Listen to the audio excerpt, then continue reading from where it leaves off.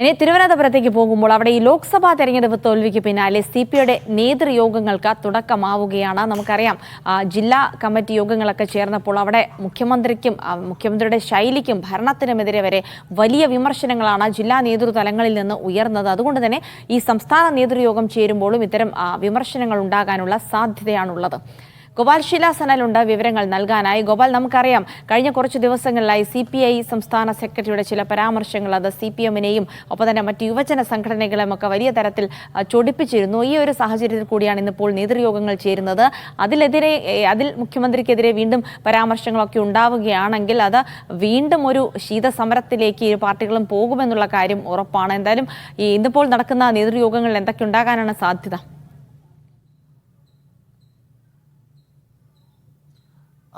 ജിൽസി, ഈ ലോക്സഭാ തെരഞ്ഞെടുപ്പിലേറ്റ വലിയ തോൽവിക്ക് ശേഷം CPM-നും മുഖ്യമന്ത്രിക്കും അത്ര നല്ല കാലമാണെന്ന് തോന്നുന്നില്ല. കാരണം ആദ്യം CPM ജില്ലാ നേതൃയോഗങ്ങളും പിന്നീട് സംസ്ഥാന അവലോകന യോഗത്തിലുമെല്ലാം തന്നെ വലിയ വിമർശനങ്ങളാണ് ഉയർന്നു വന്നത്. മുഖ്യമന്ത്രിയെയും പാർട്ടി നേതൃത്വങ്ങളെയും സർക്കാർ സംവിധാനങ്ങളെയും അടക്കം കടുത്ത ഭാഷയിലായിരുന്നു പല അംഗങ്ങളും വിമർശിച്ചത്. അതിൻ്റെയൊക്കെ ആ ഒരു സമയം കഴിഞ്ഞിനി അടുത്തത് CPI-യുടെ ഊഴമാണ് എന്ന് പറയേണ്ടിയിരിക്കുന്നു. CPI-യുടെ ആദ്യഘട്ടത്തിലെ ജില്ലാ നേതൃയോഗങ്ങളിലാണെങ്കിൽ പോലും വലിയ തരത്തിൽ നേരത്തെ സൂചിപ്പിച്ചതുപോലെ തന്നെ പേരെടുത്തുള്ള തിരുത്തലുകൾ ആവശ്യമാണ് എന്ന തരത്തിലേക്കുള്ള വിമർശനങ്ങളും അഭിപ്രായ പ്രകടനങ്ങളും ഒക്കെയായിരുന്നു ഉയർന്നു വന്നത്. അതിന് തൊട്ടു പിന്നാലെ തന്നെ CPI സംസ്ഥാന സെക്രട്ടറി ബിനോയ് വിശ്വത്തിന്റെ പരസ്യമായ പ്രതികരണം, SFI അടക്കമുള്ള യുവജന വിദ്യാർത്ഥി സംഘടനകൾക്കെതിരെയുള്ള പരസ്യമായ പ്രതികരണം ഉണ്ടായിരുന്നു. അതിന്റെ തുടർച്ചയെന്നോണം ഇന്നു മുതൽ സംസ്ഥാന നേതൃയോഗങ്ങൾ ആരംഭിക്കുകയാണ്. ഇന്ന് സംസ്ഥാന എക്സിക്യൂട്ടീവും നാളെയും മറ്റന്നാളുമായി സംസ്ഥാന കൗൺസിലുമാണ് ചേരുക എന്ന് മനസ്സിലാക്കുന്നു.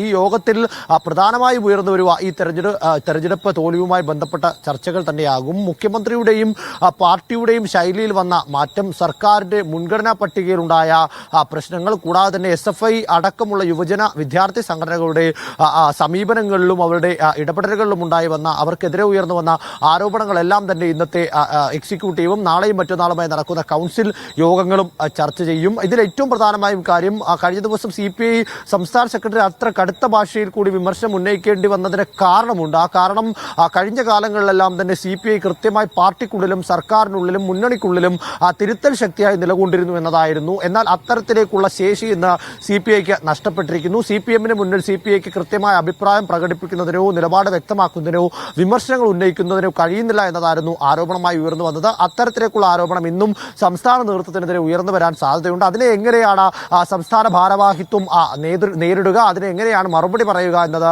ഏറെ പ്രാധാന്യം അർഹിക്കുന്ന കാര്യം തന്നെയാണ്. മറ്റൊന്ന്, ഇനി ഭരണം നിലനിർത്തുന്നതുമായി ബന്ധപ്പെട്ടാണ്. അടുത്ത തദ്ദേശ സ്വയംഭരണ തെരഞ്ഞെടുപ്പിനടക്കമുള്ള സമയം കടന്നു വരികയാണ്. ആ ഘട്ടത്തിൽ ഭരണം നിലനിർത്തുന്നതിനും തിരിച്ചടി ഒഴിവാക്കുന്നതിനും വേണ്ടി കടുത്ത തീരുമാനങ്ങൾ വേണ്ടിവരും എന്നതാണ് പ്രധാനപ്പെട്ട നേതാക്കളുടെ എല്ലാം തന്നെ ആവശ്യം. അതിനെ എങ്ങനെയാണ് ആവിഷ്കരിക്കാൻ ഉദ്ദേശിക്കുന്നത്, അതിനെ എങ്ങനെയാണ് മുന്നണിക്കുള്ളിൽ അവതരിപ്പിക്കുന്നത് എന്നടക്കമുള്ള കാര്യങ്ങളെല്ലാം തന്നെ ഇന്നത്തെ യോഗത്തിൽ ചർച്ചയാകും. എന്തായാലും രാവിലെ പട്ടം PS സ്മാരകത്തിൽ വെച്ചായിരിക്കും ഈ യോഗം നടക്കുക. രാവിലെ മുതൽക്കേ തന്നെ നേതാക്കൾ എത്തിത്തുടങ്ങും.